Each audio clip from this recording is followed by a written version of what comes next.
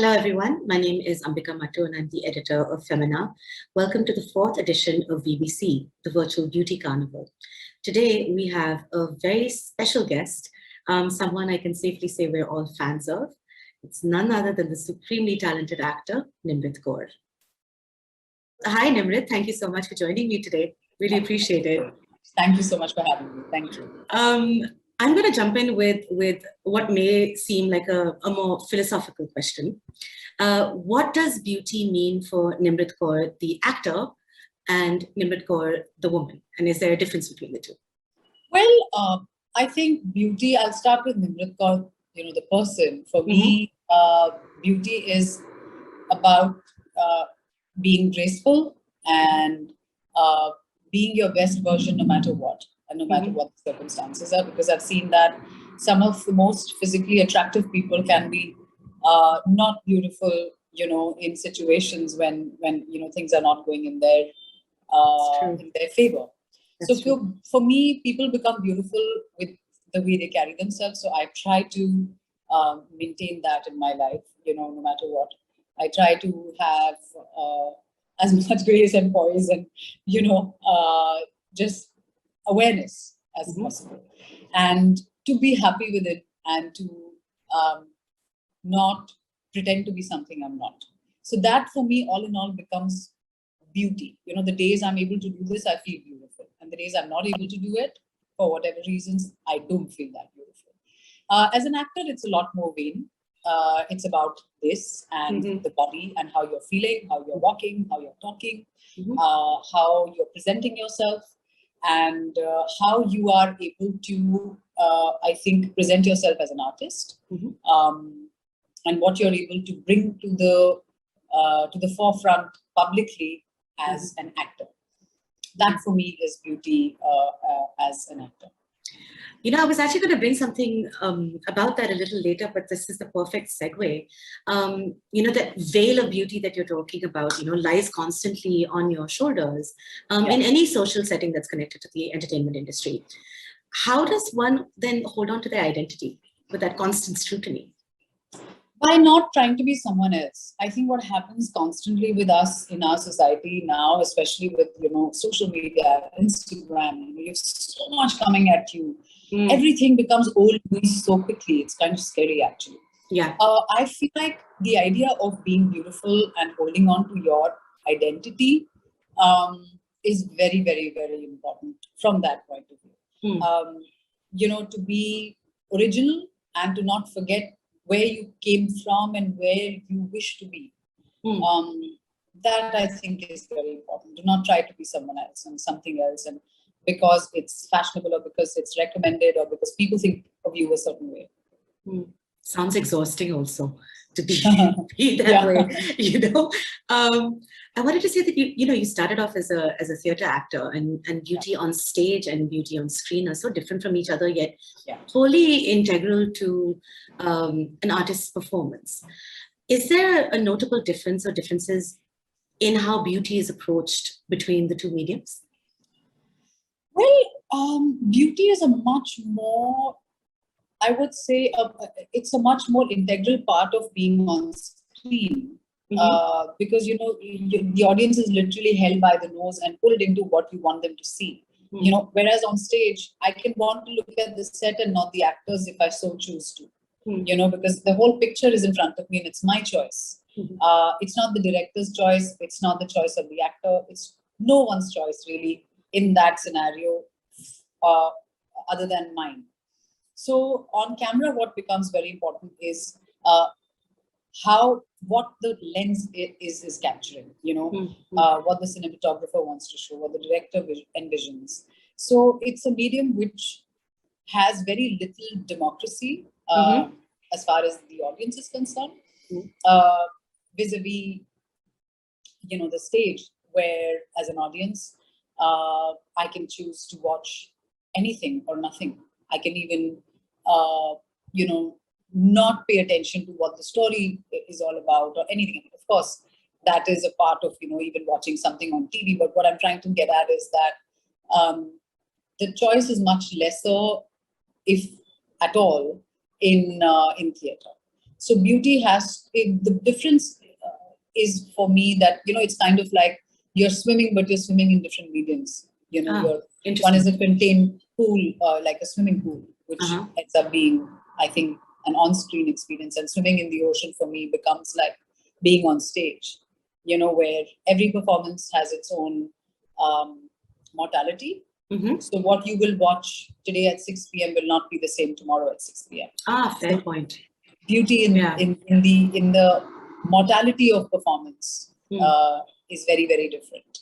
Whereas there's beauty in the immortality of performance on screen.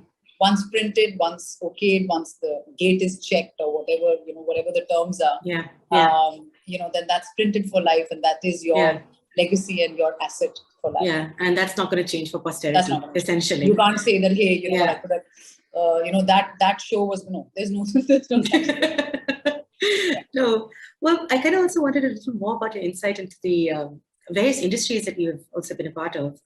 You've traveled the world for various projects, like Wayward Pines and Homeland, which try not to fangirl about that one, but I will later.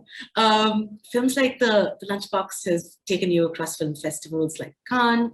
You've done a variety of red carpets like the SAG Awards.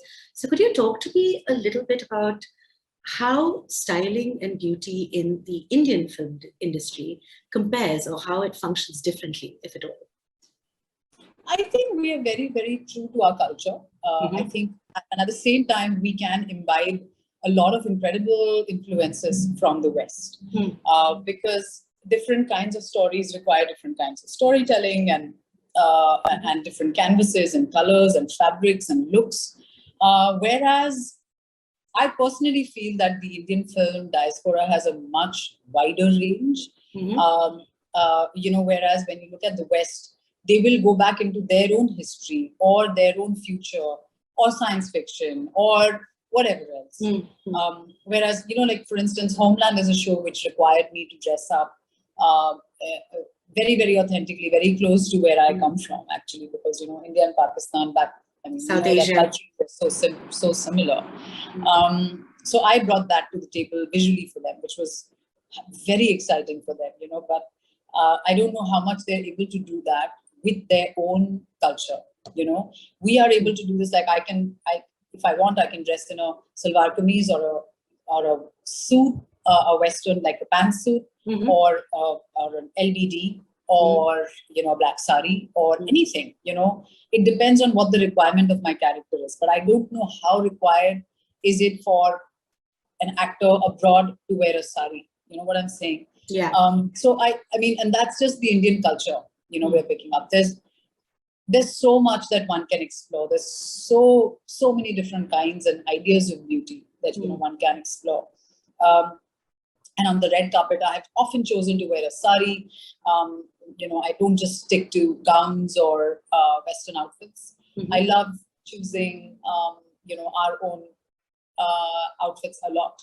So I love having fun with fashion and beauty on the red carpet. And I think it shows. And you're right, there's such beauty and diversity, and there's so many options that we can avail of. And yet I wanted to also ask you, because given that the industry that you occupy, and this is a conversation we've been having for a while across the board, would you say that the notion of how a Bollywood actor, a female actor, should look, has that conversation, do you think, broadened or changed at all over the last 100%. couple of years? Yeah, 100%. Okay. I think I can say that safely now for about a decade. I can just pick up my example. Like I consider myself a very average girl next door kind of a person. I feel like if I could find a place in the industry, in a leading lady space, where one has grown up watching icons like Madhuri Dixit, Sridevi, just like mind-bogglingly beautiful and flawless women, and find a place in stories today where you can play different kinds of parts, and you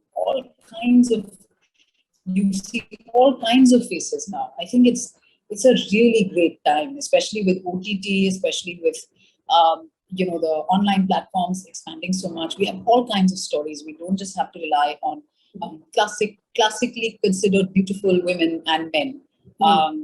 I love it. I think it's the best time for an actor or a performer to be out there. I don't think we've had a better time in diversity in that sense. I kind of also wanted to channel the conversation a little more personal, and I'm curious to know, have there been any skincare or beauty rituals that have been like a big part of your childhood? And did you grow up with some do's and don'ts, or was there any sort of like wisdom that was passed down through the generations for you? I was always discouraged to play in the sun. And I can see why, because, the Delhi sun and the Punjab heat is so strong. It can actually destroy your skin over a period of time, sustained exposure. And it's not like we'd play only, first thing in the morning. If you're out the whole day. But I wish I had been less scared of being out in the sun, because now it's become a part of my defense, like my shield, that, oh my God, I can't be out in the sun. Whereas sometimes it's important to be out in the sun. That is something that I wish to undo. And I would like to put out there that it's very important to expose yourself to the sun, the sun at the right time, of course, in the day. So that is something that, it was instilled and ingrained in me. So otherwise, beauty regime wise, we were always taught to keep our face clean, squeaky clean. Don't go to bed with even a dot of makeup on you or anything, as and when one started to do makeup and all that.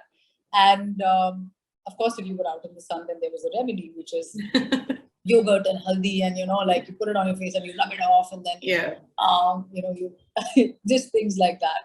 But I always go to my kitchen, and I feel like whatever you find in your kitchen and in your refrigerator, you can pretty much hack anything out there. Raw milk on the face, coconut water, brightens, lightens, tightens.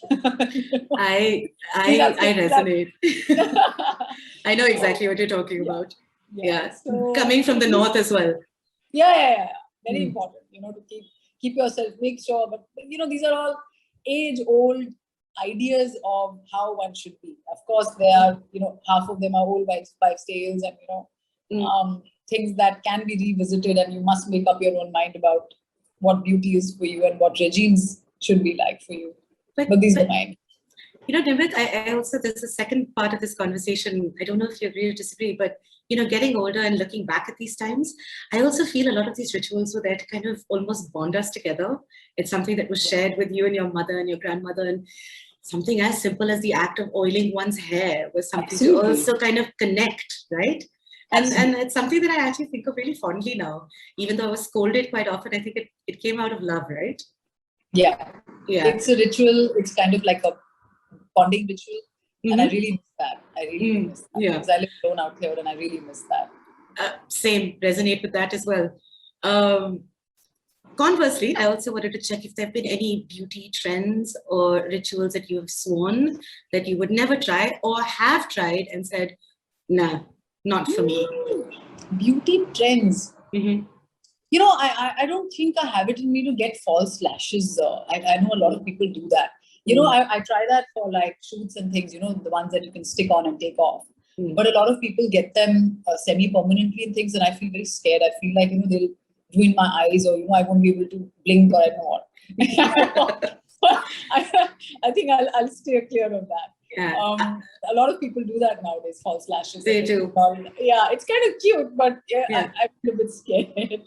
I don't think I've really ever tried anything that I regret, because I try to stay kind of close to where I am, and I don't very much experiment with permanent random things, like I'll try some makeup products once in a while. But that's about it, actually. No. Yeah. I regret the thin eyebrows in the 90s. I had them in college, but it's so far back in my memory that I'm just like, I stayed away for a while because my sister, I have very arched eyebrows, and my older sister used to joke around saying that if I ever got my eyebrows done, I would look like Spock from Star Trek. All Captain Spock in school. So that kept me away for a while. We're coming towards the end of our conversation, and I'm just always so excited about your various projects. Love to hear what is coming up for you, because with Dasvi and also the second season of Foundation here. Well, talk me through. Well, Dasvi is super exciting. It's the furthest I've ever traveled as a character. I've never seen myself like this, envisioned myself like this. I'm so grateful that a part like this came to me. The trailer's out today, and it's the response has been amazing, and it's been quite a journey. It's been really, really interesting. Physically, I've never been in the way that I have.